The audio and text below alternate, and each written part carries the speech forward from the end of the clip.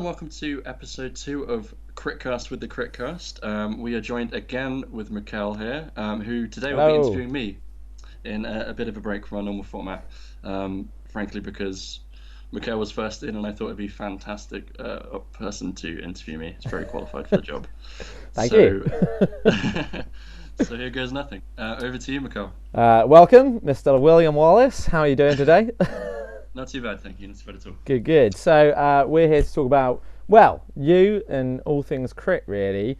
It was a couple of years ago now that I first heard bubblings of some crit madness. And it wasn't too long after we'd met working on Faithless, which was mentioned in that other interview we did on a totally different day. It's not like we just changed rooms and swapped shirts at all. But yeah, so after that, you came to me with this mad idea of crit, and where did that mad idea come from? Okay, well, where did it come from? I'm trying to remember when we first spoke about it as I well. remember going to the wine bar in the Lansdowne and chatting about it. Oh yeah, and that other project. I think that was after we shot the short, though, right? Yeah, that's true. Yes, you'd shot the short because that's right. So the first I heard of it, I lied. Let's start this all again. The first it's a confusing story, and I'm glad we're getting it down here and pretty misremember it anyway. But, yeah. So that's it. So I went to a screening at the Four Horsemen. yeah, you were there. Yeah, and you played Crit, and I was like, what is this weird, ramshackled high eight madness? I love it. And genuinely, I just thought it was fantastically done. So what was the idea of the high eight shootout, and how did Crit come out of it? So the high eight shootout, you're right, it was not long after we all worked on Faithless. I'd been doing a series of, short films with sort of mixed results, and I was working as a chef at the time as well. So it was like very much film in my life was just completely a hobby. But I was still, younger then and driven and getting out and doing stuff.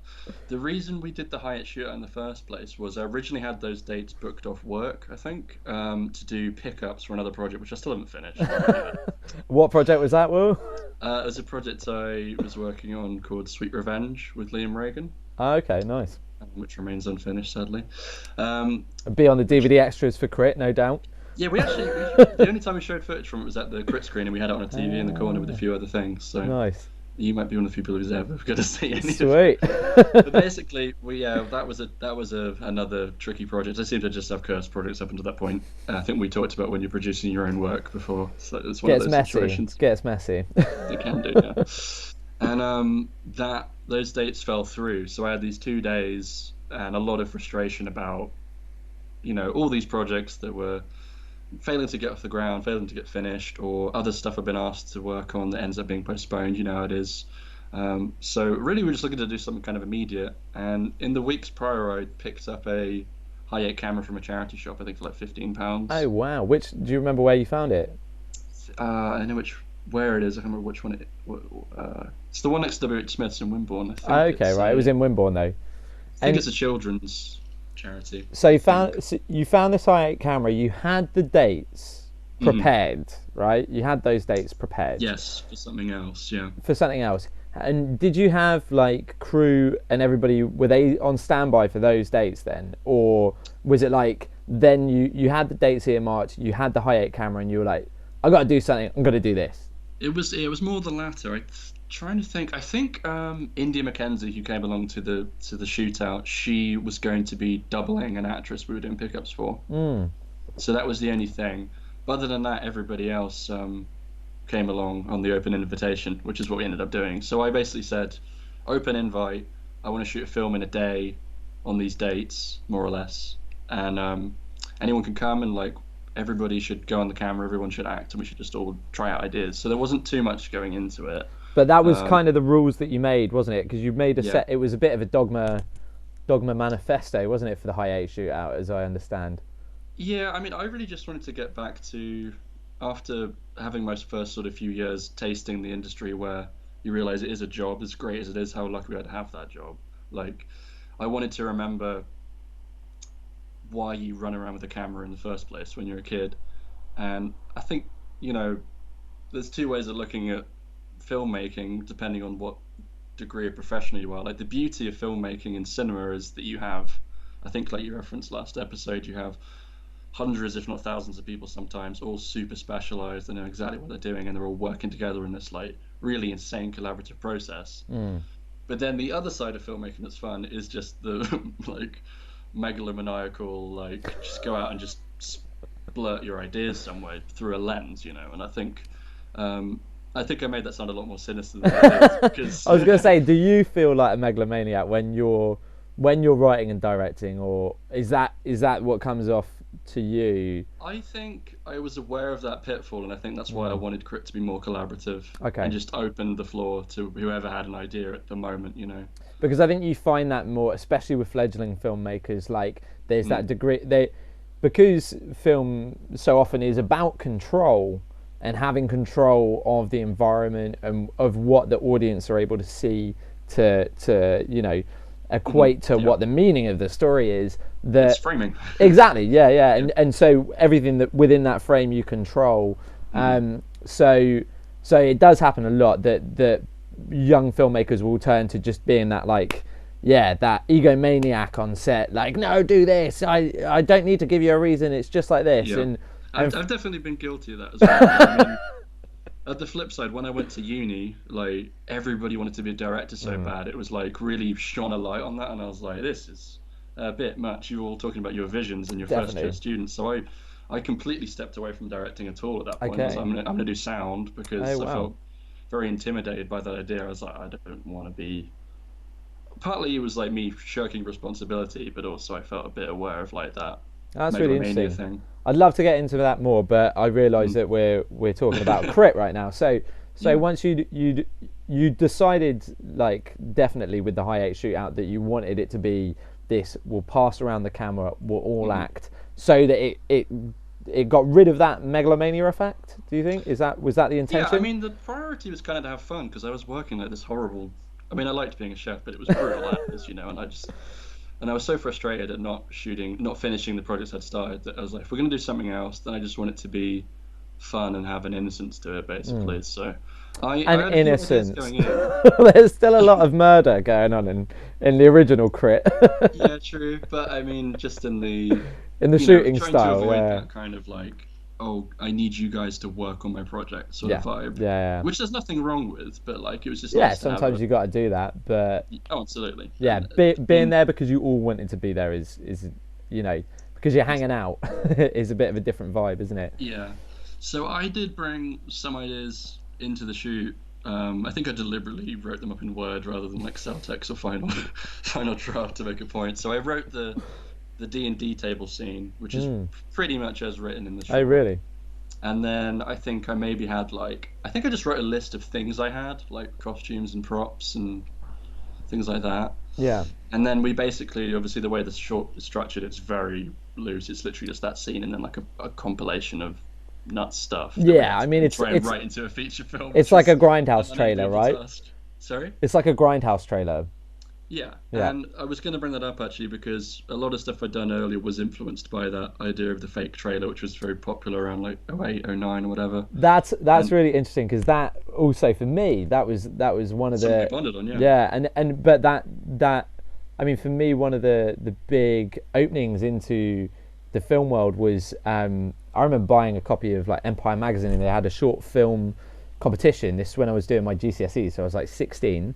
And it also had a massive piece of coverage on Grindhouse, directed by Quentin Tarantino and Robert Rodriguez, the ill-fated, double feature. And how aware of that were you, and how do you think that movie specifically, or the spate of movies that have followed, have influenced, how you go about making your films? I'm not talking about your commercial freelance everyday work, but the things that you're making. I don't think it's particularly cool to say it now as someone who's like not a biggest Tarantino fan, but when Grindhouse came out, it like blew my mind. Yeah, I was same. like exploitation cinema, and that's why I wrote my first short film, Welcome to Cannibal County, was a direct reaction to that. Not a very good homage to the genre, but that's where it came from. Yeah. So I still had that idea in my head, and actually there was a few other film ideas I had that basically ended up showing up in Crit. One of them was to do a fake trailer called Hack and Slash, which was about some hackers getting killed by a robot. Brilliant. Okay. which I was going to shoot. And I literally, remember in the short with the Yeah. polystyrene head in the Parker, that was going to be my cyborg because I Yeah. thought it looked. Because I remember doing that to amuse myself, just putting that head in because it was the Where head did the that head come from? It was from Cannibal Head. Right, I cut it out okay. because it looked so bad. It was meant to be Charlie Draper's decapitated head. And But I so, remember what was putting it? What was it actually made out of? it's The just head. a polystyrene like Oh, it was polystyrene mold. Eleanor's hat, yeah. Oh God! Right, okay. So it looks shocking, especially when you can't light a scene. It looks terrible. But I remember putting on this big parka with this huge hood, like very Mike Boosh, and putting that head in it and just coming downstairs and making the dog bark like the neighborhood down. 'Cause Oh it was wow! so Yeah. good. So you were like, there must be something scary about this. I guess, yeah. So that's where that came from. And the other idea was one of my favorite films. I'm sure we'll talk about several of them. Is Jason and the Argonauts, the Ah. Harryhausen '63 one. And I wanted to kind of transpose that idea of the gods playing like chess with people's lives to like a D&D sort of thing, Oh, nice. which is in the Okay. crit script. Yeah, It's sort of yeah, like yeah. a scene we hope to shoot one day if we can. Yeah. But I originally was thinking of doing like a whole project based on that concept. So Yeah. those two things basically got tossed in a blender when we were making up a fun. That's amazing. I didn't know that about I the haven't talked about that. yeah, with anyone. the Jason and the Argonauts reference, because they do it in Clash of the Titans as well, where they've got the gods, and it links those two films inextricably, because I remember those as a pair growing up, even though actually mythologically they're not connected whatsoever. But yeah, they befitted that same style, and I wondered, did any of the actors reoccur in those movies as well, the ones that were playing the gods? I mean, they might well have, because like those are films I watched when I was so young. I don't really think about like Yeah, who the credits cast and were stuff. I and wasn't stuff like really that. thinking about credits. Then I was thinking like, oh my god, look at the harpies, look at the skeleton Yeah, warriors. So it's a yeah. very primal thing. And I don't think you've seen it, but we actually have stop motion skeletons in Crit. No, Yeah, we do. I have not seen that. Who the hell did those? So Seeger Dixon has been a huge part of the project, despite living in New York and God knows wherever he's traveling to. He basically, as soon as we announced the feature project, said he wanted to get involved. Kind of insisted. He tells the story that I saw an interview where he's like, Will was like, oh, I don't know, I don't think you should come over, like maybe on the next one. And he's like, no, I'm coming. And he just did. And Good man. after he's visited twice. So for the he fans also out brought there, an animator. can you give us just a lowdown on who Seeger Dixon is? So Seeger Dixon is a good buddy of mine from Florida who I met on Science Team. He was the art director on that, but he's a bit more in your sort of field, really. He's really into producing work with other people, which I know is kind of the thing you're doing right now, and prides himself on that. He also works as like a DIT or data wrangler for his day job, I think. But he's a guy who worked with Troma. He's really into genre cinema, has a huge appreciation for it, and pro wrestling. Right. And yeah, he was just someone I head off with on Science Team, so we kind of always wanted to work on each other's projects. But Amazing. I guess he backed it up by crossing the Atlantic, Yeah, that's a big commitment. So you had him over here for how long? How many days of the shoot? He came over for about 10 days, which I think spanned I think we did the party shoot without him, although Yeah. we did revisit it. Yeah. But then he was there for like a week after that, and we shot loads of stuff with him. And he honestly elevated the It's work ethic of everybody. That's it. It's mad when you have that little like. It's so interesting when you're working in a professional sense, and then you're working on passion projects, and you have that key fit like that makes everybody's work just that step above. It might be a piece of kit that you're using, or it might be a person on set that makes everybody else raise their game.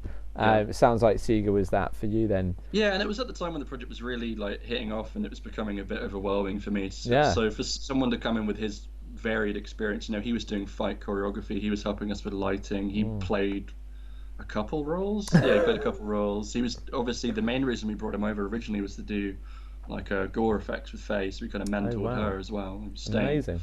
So he's done quite a lot of SFX stuff as well then. So talking about the SFX, so I know that you've been working with Faye really closely throughout this project, and I just want to go back very quickly to the beginning of the project with the High 8 shootout. We still haven't really got through that, have we? Well, yeah, I mean, sorry, I'm not very good at following up and getting the answers out of you. But so when you when you put out that open call, who answered and who were you expecting to answer and who actually answered? Yeah, there was definitely some disparity. So I mean, I'm trying to think who I was particularly working with at that time. Like there was a few people who had worked before, like Jack Willis, who was still living in Wimbledon at the time, so he was really keen to come along, and he has sort of a broadcasting background, so he was obviously this was everybody shoots, but he was a natural fit on camera. India made it. She was already going to be there for the pickups, but she would have come anyway. We used to work together a lot. We did To Fetch a Pail together, my black and white Super 8 movie. Yep. And she was in Field Poppy and Cannibal County, so she's in everything I did up to that point. But everybody else who answered was a bit more of a surprise. So I'd worked closely with Josh on Faithless because he was my trainee. Yep. So I was imparting what little I knew about camera department to him at the time.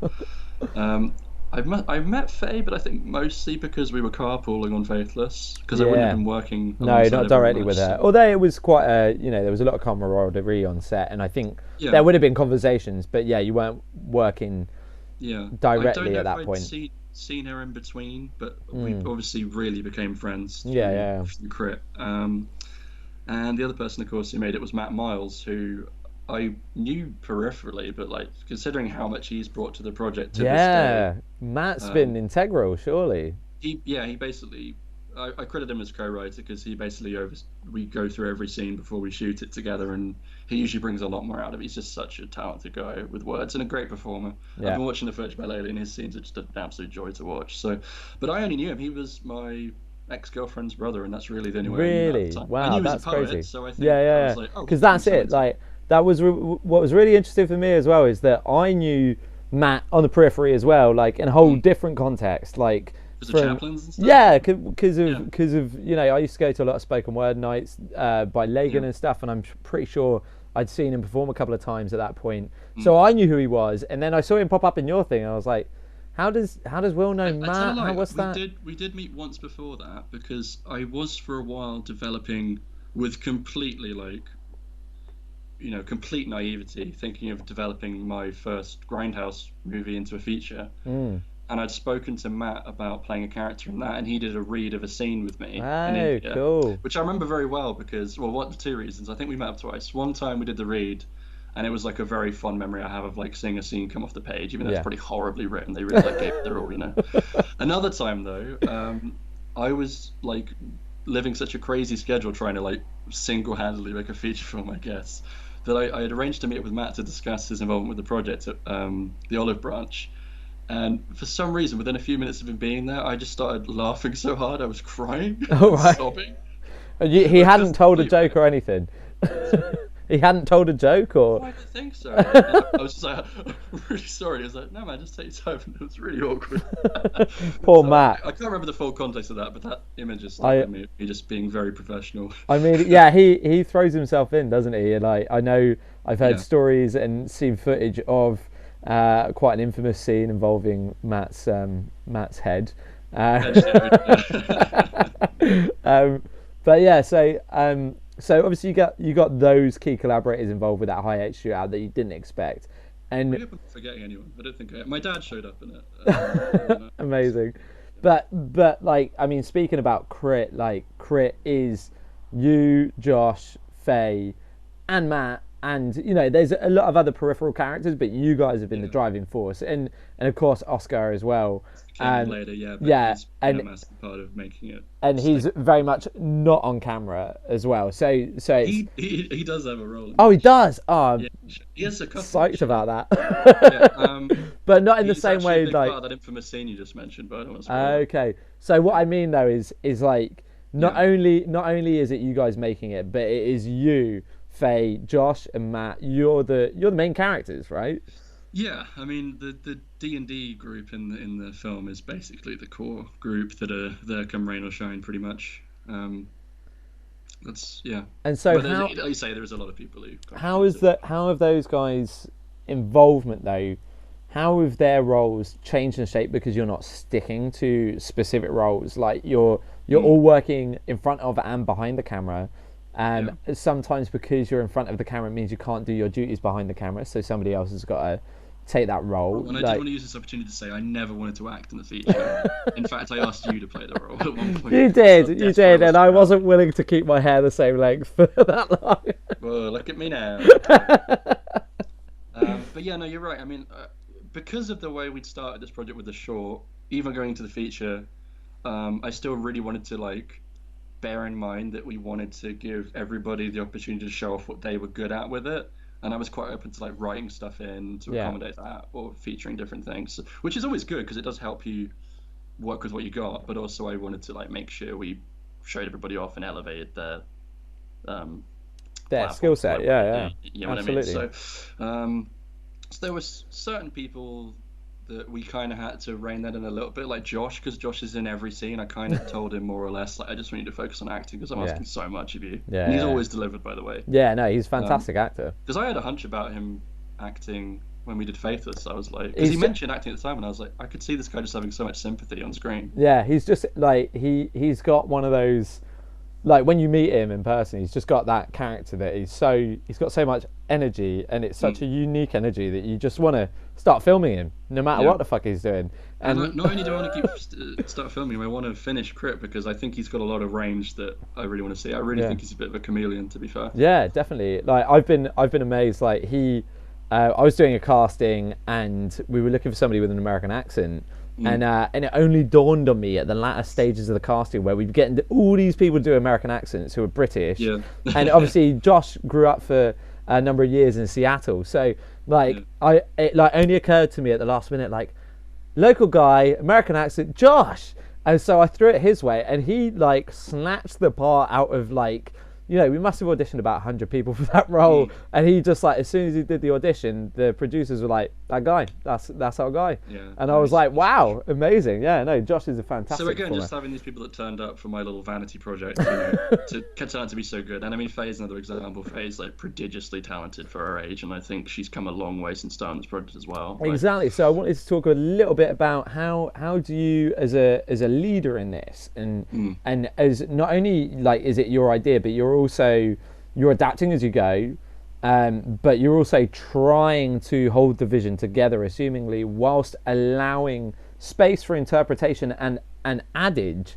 And how have you been able to, or how have you attempted to, you know, develop and nurture everybody's skills throughout that progress and that progression, particularly with the guys that you're working with most frequently, like Josh, Oscar, Matt, Faye, you know? I think a big part of it is just because it has been, since we did that first bulk shoot, it's been dragged out, but it's been a net positive because it means everybody goes away and does other stuff and comes back and brings something to it. Like the fact that I've done so much like focus building, like my career took off while we'd started Crypt, basically. That's brought a lot of professionalism and insight and just little things that are absorbed by osmosis about lighting. But I think obviously you see what Josh has done, tons of roles. Faye's done a lot of, you know, professional work as well. So I don't really know where I come into it. I kind of think of my role on the project as like a dungeon master in a Dungeons and Dragons game. Like, you know, it's not about being too much like telling the story, but you're kind of letting the characters inform it, and you're kind of improvising with it and just going with what makes people have the most fun as a party. Yeah, it's kind of. So I'm trying to think what I do in terms of nurture. I mean, I spend a lot of time with all the people, like a lot of sleepless nights at Faye's making props and stuff. And I do ask a lot of people, but at the same time I'm pushing them. So, for instance, the props Faye got ready for the green screen stuff. It was just an insane amount of work, like completely insane. Like, and it shows. Like, you know, I don't want to say the next day as well. Yeah, you know, but like the thing is, like those scenes look incredible. You know, and you'd never believe it was done with such a lack of resources by such a group of like, you know, young, feisty, and inexperienced individuals. You know, like I know that you've all gained your experience, but like relative to the terms, so far beyond our reach. Like, exactly. And that's the fun of it. I've always kind of been like that with my films, usually to the point of failure. I think Crypt's going to be an interesting case where it makes sense given what the project is for it to be a bit of an overreach, you know. Yeah, of course. And so I mean, there's a couple of things that I wanted to ask you about specifically, and I guess one of them makes sense to ask at the end. So we've got a Mm. few more minutes. Um, so in terms of like how you see the film having developed, you've spoken about people taking their roles and how they've run with it and how they've grown and how the film has grown as a result. Um, how do you feel like I because it's like the structure and the hierarchy is completely off. Mhm. You know, I often I'll look never at. do this again, by the way. Fair Awful. enough. Fair enough. You done it once. You got to Yeah, do it once. yeah, But exactly. like, so I remember doing house rugby at school and like putting the teams together, and that's almost how I see putting the teams for a project together. You know, for a film project Mhm. together now Yeah. is like you try and play people to their skills, but also who's going to complement who, and I'm wondering, like, there's been so much of that also through the films that we watch and the filmmakers that we love.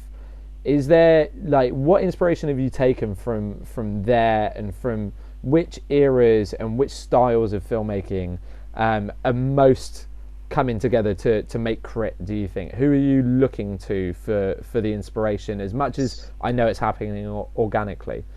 Yeah, I mean, I guess I have to qualify that with, do you mean sort of what's on screen or what you know about the process? Because they've Well, that's been where used I on think both that's sides. where I'm trying to ask. Like, are those Yeah. two things kind of merged in a way? Like, is a lot of the creative driven by what's going on behind the camera? Yeah, I mean, leading up to doing Crit, obviously, I was really obsessed with micro budget films. So obviously, Drew Bolduc, I worked with, is in the going to be in the film as well. Like Mm, him making the taint for like $4,000 blew my mind. yeah, So that was something. I mean, obviously, you can't really not count Robert Rodriguez. The mariachi method, I'd written another script that was literally like, here's a list of everything I have. I want to make this, and I think I was planning on doing it on High 8 as well. So that was like a precursor to Crit. and of course, because Um, Rodriguez, and this is what I'm talking about as well. Like, he multi roles. He does yeah, the compositions. He camera operates. He directs. He DPs. He yeah. writes. So. It's insane that what that man's capable of. I mean, Mm. like we have too few crew really to like do this kind of project. Like not having a DP, for example, is kind of mental. Well, I mean, that's you though, surely. Yeah, but it's like it's a necessity just to do it in this way where it doesn't really cost anything and there's freedom and you have to worry about like ruining people's schedules more than we do for the core crew. But yeah, I mean Rodriguez, definitely. I was reading his books when we started this project. I think I used to wake up every morning with a picture of him holding a 60mm camera on my ceiling, said "Work hard and be scary."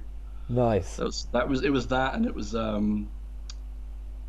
made a poster of Odorous from Guar that said "Don't talk about it, be about it" or something like that. Right. Was that what it said? Yeah, I think that was the slave one. So Robert Rodriguez, obviously a massive influence. Is there any Yeah, I others mean, that there's, you there's would? so many like the people who did Bellflower, Evan Glodell, that was a big one for me. Um, Peter Jackson's early Yeah, of films, course. naturally. But I mean, once we done the short, we just kind of felt like we had our own thing, and we just Mm. kind of like were like trying to think of the best way to move forward with it, even if it wasn't the smartest idea. It kind of seemed obvious in a weird way. I mean, the fact that I wrote that feature script while I was working that office job was pretty Yeah, weird. And yeah. I I just said, "Look, we're making it." well, I remember sitting in that Lansdowne bar with you, and you just pulling that out of a rucksack, and I was like, "Fucking shit, man! Like, what am I gonna Yeah. do with this? Where's my And like door literally, open?" it's Like, like it's 50 locations, 100 characters. There's yeah. nothing about it is written like it's an independent feature No, film, no. You were like which this. was the whole ethos. Was Yeah. like, we'll write this like it's a multi-billion pound film, and then just See try what we it. can do. Yeah, yeah. No, and I got a lot of respect for that. A lot of But it respect. means it won't be for everybody. But I think the No. people who understand that, especially people like me who are interested in like these micro-budget films and how they're made, I think Yeah. they'll be like, "Well, that's really cool." Is You're what I hope. you're a braver man than me, and so that brings me to my next question. Actually, is you say this isn't going to be for everybody. So Mm. who is this for, and what is your intention with it once it's complete? Sure. I mean, so far we've seen that people who do like it really get it, like even from the short. And obviously, the feature film is going to be such a massive expansion on that. But it's tricky because it's shot on a high eight, obviously, which we haven't even talked about too much. But obviously, Mm. that does really limit its audience. I think I just really want to capture the imagination of people who grew up watching the kind of films I did, and made films in their garden on a camcorder, and will kind of get that this is a very genuine attempt to like make this kind of videotape tapestry of my childhood and also my working life with all these people I've had a chance to share this like really cool career with. Because this is a thing that strikes me. It's not really trash cinema, like in the same as I hesitate to say, but Trauma, they really go for that title, and so many people who are influenced and inspired by them. But actually, when it comes to Crit, there's something that it's not. It's honestly really heartfelt. I mean, I Yeah, don't it's heartfelt. over Yeah, and also make that point, but for me, it's very but personal film. there's an aspect of trash cinema which it's like we're gonna lean on the laziest option, and that's the style. That's the intended style, and it's not for lack of creativity. They know it's the lazy option, but they almost like they pitch for that, and they do really fucking well at that in terms of the writing, the props, the everything. It's supposed to look cheap. This is cheap, but looks a lot like a lot more than it's worth, frankly. I think, well, with Crit, I kind of feel like it's going to look way more scrappy than if you tried to make something look bad in the normal system.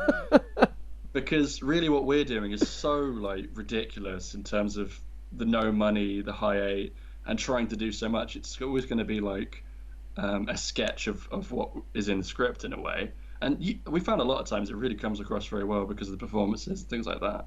But yeah, I guess it is a bit sad that, like, someone trying to make something look bad with a modest budget, it still looks like a very different thing to us making what we make, where we are trying our hearts out to make it. Yeah, but I just hope that the effort comes across and people kind of see that. I mean, it's a big ask, but no, I mean, it definitely does, and I think that there is that niche audience out there for something like this. You just got to tap into it. It's already proving true because of the support that you're getting from just your collaborators. Like, I just again take any opportunity to say, like, the fact that everyone's still several years down the line so eager to get involved, and we're still collaborating with new people. I mean, Charlotte coming in recently, she's been incredible. But just the fact that, like, every time we've put a call out for extras, we've got them. Yeah. That's ridiculous for a film with no money. Yeah. That is mad. I mean, I know how much I've struggled trying to get extras for scenes with films with and without money, even when you're willing to bloody pay them. Exactly, and people, even people who I don't know how they know the ins and outs of what we're doing. I think it's word of mouth a lot of times, and especially in the Bournemouth area. But they're like, they really want to get involved, and they're like, oh, when can I come back? And I was like, we've already used you in 3 scenes. So, Yeah. So you can't, I'm afraid. Well, maybe one more. No one will notice. But it's very humbling. It's very cool. So do you want to do a festival circuit with this? Is that where you'd like to go with it at the end of the day? I think it needs to in some capacity, but I just think we need to be educated about which festivals we choose. Yeah, of course. I do have pretensions of like touring it with a band and showing it on VHS in like pubs and clubs and stuff. I think that could be really cool. Just that to do that real amazing. Grassroots punk rock DIY thing, because I think if you find a place where people are into that ethic, they're going to get Crit more than maybe a typical horror movie crowd at a festival. Yeah, because as well, it's people. It's a weird genre of the film because it's just like coming of age, nostalgic, robot, magic. So yeah, it's for a drunk audience. And we will be drunk every time we watch it, actually. So long as you're not drunk whilst you're making it, then that should be fine. Most of the time, 90% of the time, not. No, I'm pretty sure I never work drunk. I don't know why. Good. Probably be less stressed. Yeah, well, I don't advise it. Not from personal experience. Just seems like a bad idea. For insurance purposes, I better say that.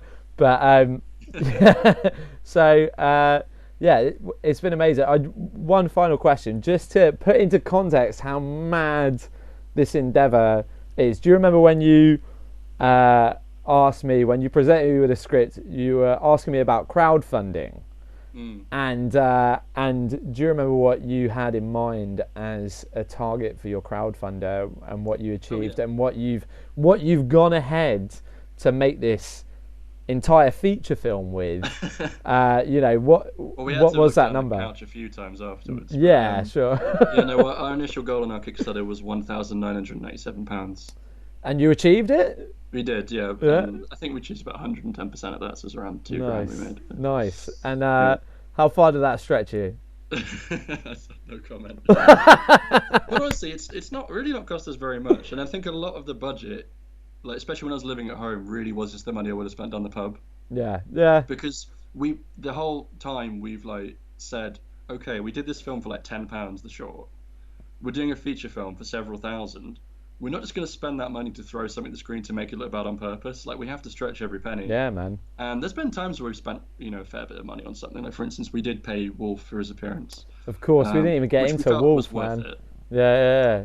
And But how other was times he? we've made, Menacing? especially, sorry, How was Wolf? Was he menacing? incredible, incredible. I think he's a great actor, and he's a really inspiring dude. And he was really nice. I had 20 minutes sleep the night before working with him. Oh wow! And he It was put the up first with thing we you. shot. I don't know if you know that. It was the first thing we shot. The feature was Wolf. Yeah, I do remember actually. Yeah, it was that first weekend. Yeah, it went really well. Amazing. I was going to say something. But I forgot. Sorry, yeah, I cut you off. We were I talking was about going to say, that. yeah, since moving to Birmingham, especially we have like, I'm not down as often, and we have to make the most of our time, and I'm paying a lot more rent. We've become a lot better. I think this is a big thing. We've got to, like making the most of our time. We always Yeah. shoot more than we need to every time I Yeah. come down now, and have to do things even more creatively than when we started. Where it was a bit more of a lark, even though it was Yeah. still a challenge. Now you've got that flow. It's just about making it as efficient as possible as well, isn't it? With the right collaborators.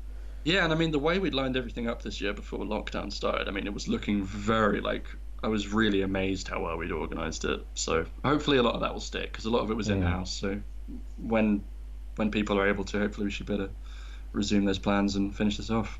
Well, lockdown can't shut Crit down. Crit will be back in your screens soon enough, I'm sure. I think we better wrap it up there before everybody gets too bored with our ugly mugs. Yeah. But it's been Mikel, a pleasure. Stay critty. As Oscar would say, if it ain't crit, it ain't shit. If it ain't crit, it ain't shit. We'll leave you on that note. See you Cheers, next dude. time. Take it easy. Bye bye. Hey, let me crit you, bitch. Let me crit you.